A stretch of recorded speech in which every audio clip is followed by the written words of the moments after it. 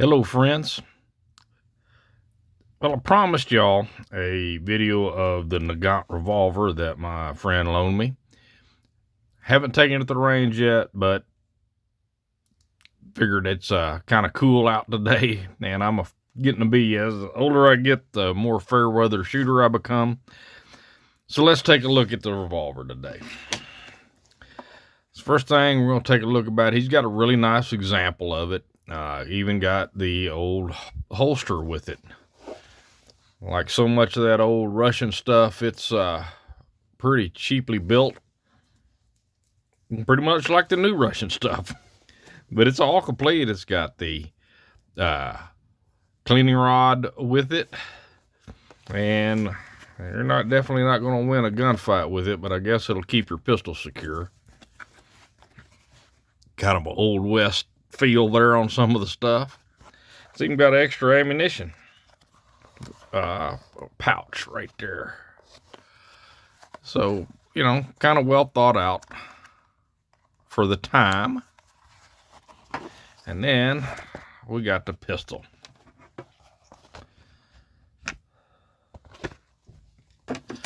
Itself.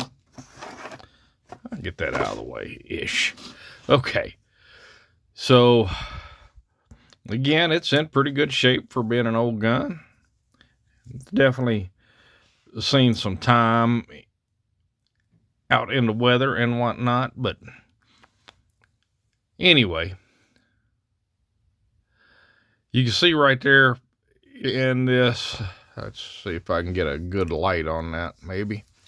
Almost got it right there. The cylinder gap is quite extreme. And if you're looking at this from somebody who's seen revolvers, you go, wow, that's a brutal cylinder gap. Well, it is. Most revolvers have a cylinder gap. We used to say all revolvers say a cylinder gap till I learned about these little things. And this one's kind of unique, as when you pull the trigger, that cylinder cams forward and closes that cylinder gap completely up. If I catch that. Well, all right there, you see the cylinder gap. Now as I pull the trigger, pull it all back. Good Lord, that's a lot of oof.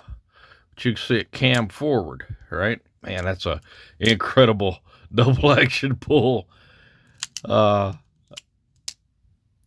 it cam forward, it completely seals that up, which is really neat. But man, that is you got to put some on there to get that thing to come back and release. Man, that thing is, I don't know. I got my Lyman trigger pull gauge here, but I don't think it'll even come remotely close to registering that. I'm afraid I'll break my trigger gauge. Let's just see, though. I mean, let's turn this thing on. This isn't going to be a comprehensive review. There's a lot better channels for that. I'm just having fun. Hope y'all are enjoying it while I have fun. So let's see. I'm going to grab that trigger. And this is going to say, I think it's going to say stop.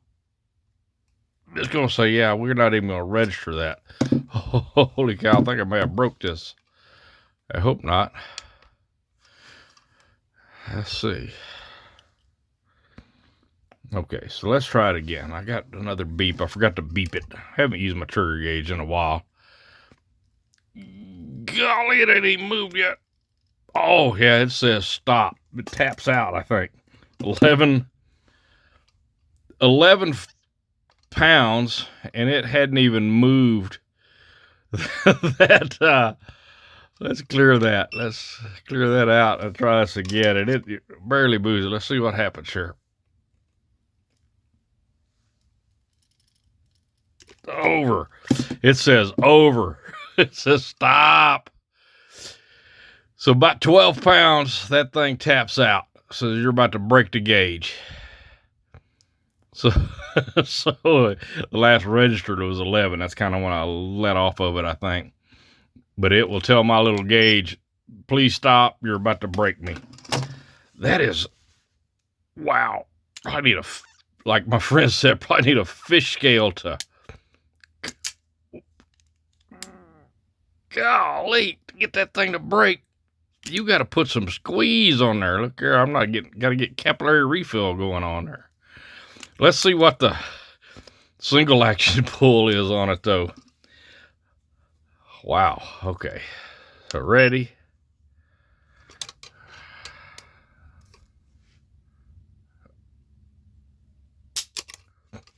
Even the single action pull is 8 pounds.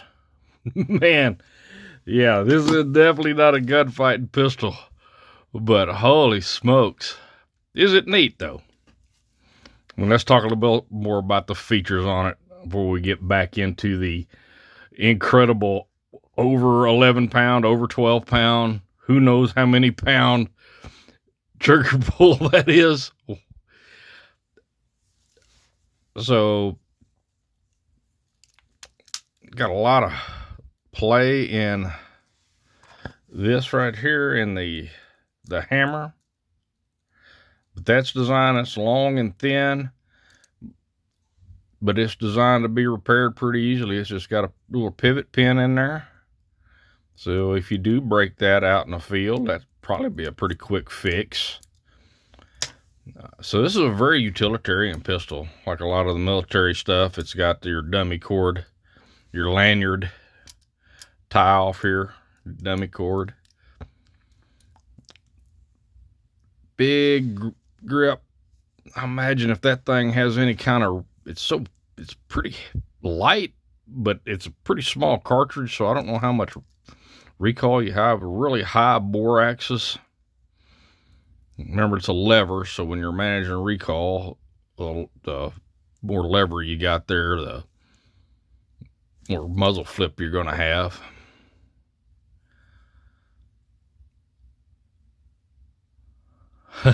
I'm just still tripping out about that, how heavy that double action is on it. Wow. So, anyway, there's your loading gate, and that kind of flops open, and you don't even have to half cock it at this point. It's already all the way closed, and that cylinder will freewheel, so you don't have to, like a lot of revolvers, you have to kind of pull that hammer back a little bit to get that to revolve. So that's kind of cool. I can see where that can get to breaking stuff though. There's your ejection rod. You got to pull it out and then cam it over to get to eject your spent cases. Kind of looks like that. And then when you get done, you cam it back over and push that back in.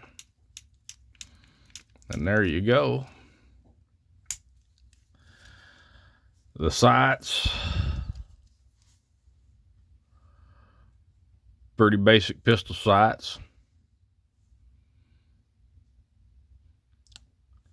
Kind of interested to get into the range and seeing this thing in action. I'm not going to try to pull the pistol apart on camera for you.